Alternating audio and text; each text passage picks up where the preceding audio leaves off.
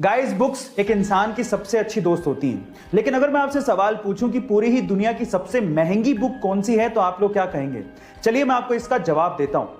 उस महंगी बुक का नाम है द कोडेक्स ऑफ लिसेस्टर, जिसे बिल गेट्स ने 1994 में लगभग 30.8 मिलियन डॉलर से खरीदा था, यानी कि 200 करोड़ रुपए के लगभग इसको खरीदा था। लेकिन आज के टाइम पे अगर इन्फ्लेशन जोड़ दिया जाए तो उसकी कीमत 53 मिलियन डॉलर्स के करीब है। इस बुक को लियोनार्डो द विंसी ने खुद ने लिखा था। गाइस, आपको ये इंफॉर्मेशन कैसी लगी चैट सेक्शन में जरूर लिखेगा।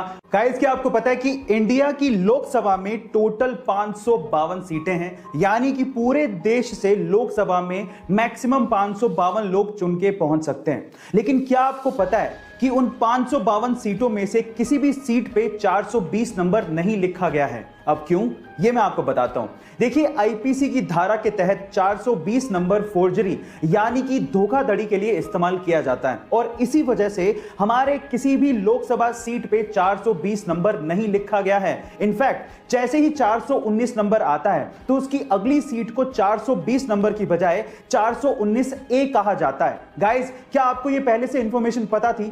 तो चैट सेक्शन में जरूर लिखिएगा। बेचना एक आर्ट है। आप जितने अलग तरीके से अपने प्रोडक्ट का विज्ञापन करेंगे, आपका प्रोडक्ट उतनी तेजी से लोगों के दिमाग में चढ़ने लगेगा और आपकी सेल्स भी बढ़ने लगेंगी। और कुछ ऐसा ही किया रेड बुल ने। एक्चुअली हुआ कुछ यूं कि एक बार रेड बुल ने अपनी एनर्जी ड्रिंक लंदन में लॉन्च की, और उसके लिए सबसे पहले उन्होंने ट्रेडिशनल विज्ञापन किए, जैसे कि टीवी और रेडियो पे ऐड देना। लेकिन उसका लोगों के दिमाग पे कोई फर्क नहीं पड़ रहा था और सेल्स भी नहीं बढ़ रहे थे। फिर रेड बुल वालों ने लगाया दिमाग। उन्होंने रेड बुल के खाली केन्स लिए और लंदन की सड़कों पे और डस्टबिन में डलवा दिए। अब जैसे लोग बाहर निकले और उन्होंने वो केन्स देखे तो लोगों को लगा कि ये ड्रिंक बहुत बिकती है, और उसके बाद उन्होंने रेड बुल को खरीदना शुरू किया और पीना शुरू कर दिया, जिससे रेड बुल की सेल्स अचानक से बढ़ गई। गाइस, कितना गजब का दिमाग लगाया ना। आपको ये आइडिया कैसा लगा चैट सेक्शन में जरूर लिखिए। इंडिया में जब भी किसी के पास पैसे होते हैं या फिर उनकी जेब अलाउ करती है तो वो अपनी पसंदीदा गाड़ी खरीदने के लिए शोरूम पहुंच जाते हैं। वो ये भी नहीं सोचते कि इस गाड़ी को पार्क करने के लिए उनके पास पार्किंग प्लेस है या नहीं, ना ही शोरूम वाले पूछते हैं।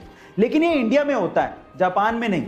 गाइस, जापान में अगर आपको गाड़ी खरीदनी है तो आपको पहले स्थानीय पुलिस स्टेशन पहुंचकर पार्किंग के दस्तावेज जमा कराने पड़ेंगे। उसके बाद पुलिस वाले आपको पार्किंग स्पेस सर्टिफिकेट देंगे और उसके बाद ही आप गाड़ी खरीद पाओगे। गाइस, क्या आपको भी लगता है कि इंडिया में भी ऐसा कुछ होना चाहिए? चैट सेक्शन में जरूर लिखिएगा। हम लोग भावात्मक तरीके से कई बार इंग्लिश को गलत बोलते हैं। कैसे, मैं आपको एग्जांपल के साथ बताता हूं। जैसे कि अगर किसी की शादी की सालगिरह है तो उसे मैरिज एनिवर्सरी नहीं कहते, उसे वेडिंग एनिवर्सरी कहते हैं।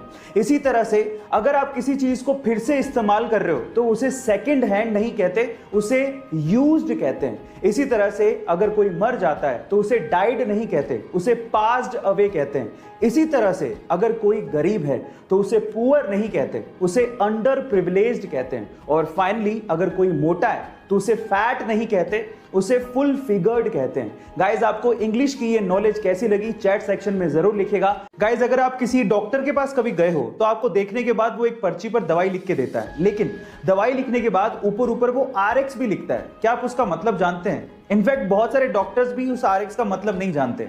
तो चलिए मैं आपको बताता हूं। देखिए, एक्चुअली RX में R का मतलब है रेसिपियर, मतलब लेना, दवाई लेने के लिए बोला जा रहा है। और साथ ही साथ मिस्र में एक देवता है होरस, जिनकी आंख RX के जैसे दिखती है और उसे अच्छे स्वास्थ्य का प्रतीक माना जाता है। तो ओवरऑल अगर RX लिखा है तो उसका मतलब यह है कि दवाई लो और साथ में प्रभु का नाम लो, आप ठीक हो जाओगे। गाइस, आपको RX का ये मतलब सुन के कैसा लगा चैट सेक्शन में जरूर लिखिएगा। और ऐसे अमेजिंग वीडियोस के लिए यूट्यूब पे हमारे चैनल को सब्सक्राइब कर लीजिएगा, और अगर आप इंस्टाग्राम पे देख रहे हैं तो मुझे फॉलो करना मत भूलिएगा। मिलता है अगली वीडियो में।